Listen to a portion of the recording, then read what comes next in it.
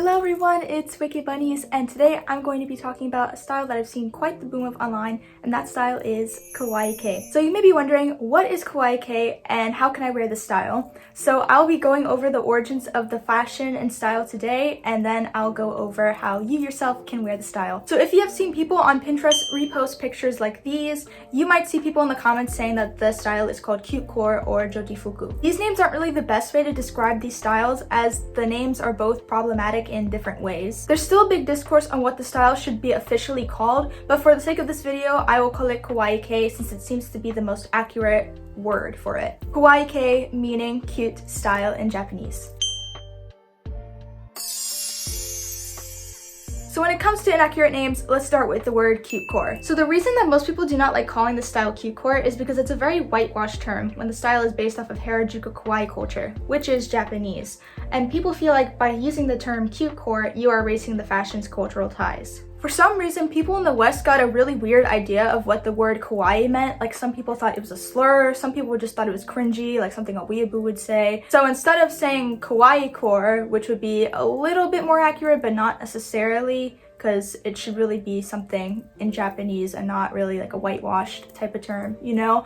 They started calling it cutecore so that people wouldn't make fun of them or say, oh, you're being racist to Asians, Japanese, etc. I have had personal experience myself where people have commented under the TikTok comments saying, don't use the word kawaii, it's racist. And I'm like, do you know what it means though? It literally means cute. There's no racism attached to it at all. Yeah, so I'm still unsure of how the whole kawaii equals racist slur thing came from, but to my guess, it's probably just some uneducated, like 12-year-old American kids on TikTok. Or maybe they thought it was a slur because they saw a lot of weeaboos using the word. Honestly, I'm completely unsure about this whole situation. But so a lot of people, particularly last year, but even now still, think that kawaii is like a bad word to say, which it totally is not. It literally just means cute in Japanese. The J-fashion icon Haruka Kurebayashi actually discussed this topic really well, so I'm gonna play a clip for you guys right now. Few weeks ago, a non-Japanese girl who likes kawaii culture posted a cosplay video on TikTok.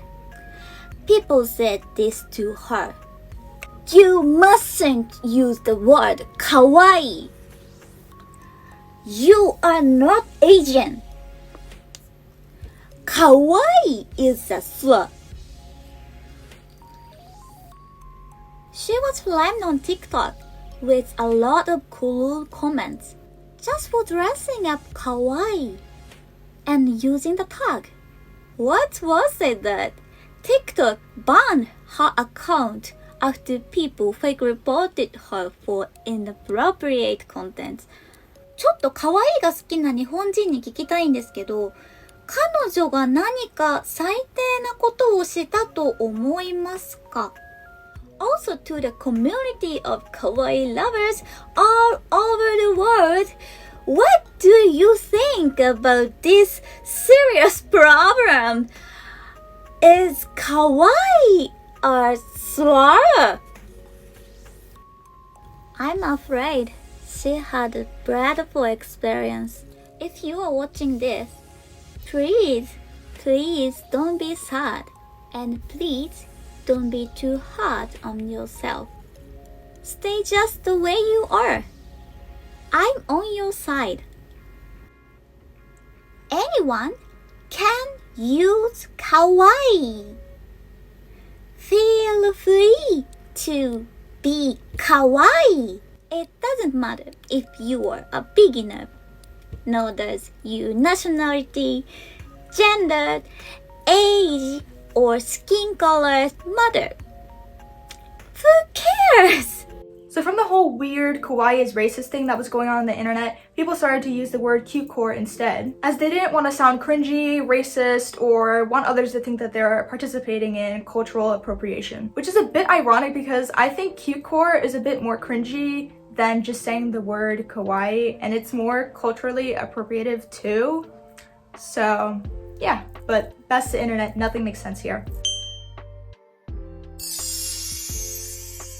Now when it comes to the term Jojifuku, technically using that word is correct when describing the style. However, the term has become really stigmatized, and I'll explain why. So when you translate Jojifuku from Japanese into English, the actual translation literally means girls' clothes. The style itself is very similar to another harajuku style called fairycore, as they both are inspired by 80s to 2000s childhood aesthetics and nostalgia. Jojifuku is a bit different though, as it is a way to dress more cutesy and youthful, but with actual Japanese children's brands. All of this is fine. However, due to the style being rooted in children's motives and style, it quickly gained attention for the wrong reasons by adult NSFW communities. Instead of people viewing it as a cute way to express themselves with fashion and just to make them feel comfortable, it got weaponized against them because of gross adults who like to sexualize kids. Or just anything that's sort of youthful and kid-like. Unfortunately, this seems to be the case with a lot of fashion styles that women primarily like, because we can't catch a break, can we? For another example on this, there's another harajuku fashion style called gyaru, which the term gyaru is a Japanese transliteration of the English slang word gal. Now, gyaru is completely different from Jojifuku looks-wise, style-wise, everything, and yet it still has been sexualized by creepy old guys. In Japan, the kogal gyarus, which were essentially schoolgirls who liked wearing gyaru fashion even at school, would get sexualized down to the socks they wore. Yes, you heard me correct. A lot of these schoolgirls wore slouch socks, so it was very common to see a lot of gyaru kogals walking around with them on. And as all things related to women, especially young girls, creepy men started viewing the socks as something sexual, to the point where they even started to be included more in adult films. Honestly, the problem with any style is whatever women decide to wear, whether it is more mature or more youthful, it will always, at the end of the day, get sexualized by somebody creepy. Me personally, I enjoy wearing a lot of different fashion styles, and I just love to experiment with fashion as a whole. It doesn't matter if I'm wearing something more gothic, so it has fishnets and a corset, or if I'm wearing something that's more kawaii, so it's more cutesy and pastel-y, I will always receive weird male attention. If you want a full video on this topic in particular, please let me know in the comments below, as I think it is something that should be discussed more. So let's conclude why Jojifuku isn't a good term to use when describing the style. At first, it started out completely safe and not sexual at all, and just something cutesy and fun to wear, but it's turned sour due to adults heavily sexualizing it. Now with the term having a lot of stigma behind it, it's just better to call it something else, as the term now has been adopted and damaged by adult NSFW communities. So you may be asking, okay, Danny, so you've gone over all of the wrong terms for Kawaii K. Now, explain what Kawaii K actually is and how I can achieve it myself. Kawaii K is almost identical style-wise to Jojifuku, but it still is a bit different at the same time. Some people like to wear Japanese kids' clothes for the style, but it's not really a necessity, as it's more of a combination of accessories and clothing that makes it look like Kawaii K fashion. The whole look is a cute style evolution of fairycore, and it is inspired by 80s to 2000s childhood nostalgia and nostalgia for children's clothing brands that were featured in shoujo magazines. A lot of people like the style because it gives them a comforting, nostalgic feeling when wearing it, or they simply like it because the silhouette is cute and colorful. Now, onto Kawaii K style. I will list some characteristics and pieces for the style. So for characteristics, there's not really any strict rules when it comes to the style, but people will usually wear stuff that has cute cartoon characters on it, like Sanrio, strawberry shortcake, or they'll wear something that's more pastel-y. But it's not a necessity to have colors that are only pastel, as I've seen people mix colors like black or gray for a cute but edgier look to it. Now, some pieces that I think are good for the style are skirts, skirt-alls, dresses, short-alls, tank tops, camisoles, bloomers, or just cute shorts in general, cardigans, jackets, crop jackets, graphic tees, slippers, indoor shoes, sneakers, and Crocs. Now, when it comes to accessories, this is the sort of stuff that I see commonly used within the style. Thigh highs, tights with patterns, fluffy socks, leg warmers, arm warmers, backpacks, purses, messenger bags, hair clips, hair ties, scrunchies, kawaii rings and necklaces, and most importantly, candy, which is DIY jewelry usually made from pony beads. Now, when it comes to shopping for pieces for the style, I have a few places that I can recommend depending on your budget. So if you have a budget of 40 and under, I recommend Vinted, your local thrift stores, or charity shops, as you can find a lot of cute pieces that can work with the style. Dollar Tree, as you can find some really cute hair accessories there sometimes. AliExpress, I particularly recommend this if you want to get some cute accessories.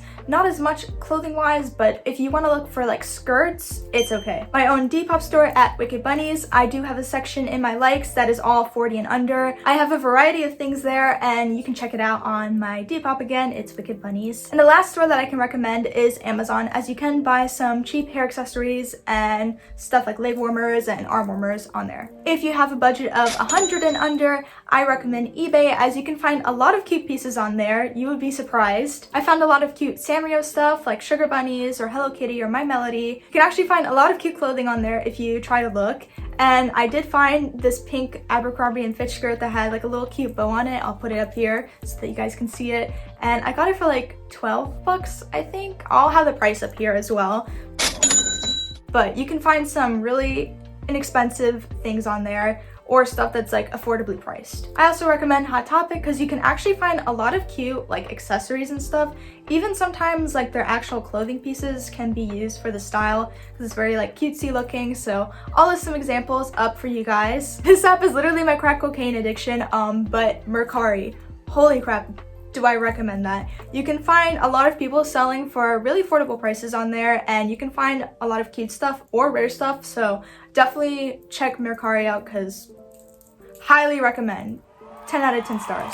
Poshmark is another great one. It's usually a lot of like Gen X or older people that list stuff on there, but that doesn't mean that there isn't millennials or Gen Z listing stuff on there too. And I found a lot of really good deals on there. So you just really need to know what you're looking for, and you can probably find it for a really good price. Depop, there is a ton of variety for this sort of style. Literally, they sell pretty much anything like used clothing wise. Shameless plug, but my Depop again, Wicked Bunnies, I have a lot of different Sanrio or Mezzo Piano or just kawaii brands in general on my shop that I import from Japan. So if you would like to support me, you can do so by buying from there. And of course, I've got to recommend the online Sanrio shop because that is where all the cuteness is, and there's a lot of cute stuff on there that you could use for the style. Now, if you have a budget of 200 and over, this is what I recommend. I highly recommend Etsy, especially for the accessories, because people are hand making their stuff on there, and it's so cute and really nice quality, and you're also supporting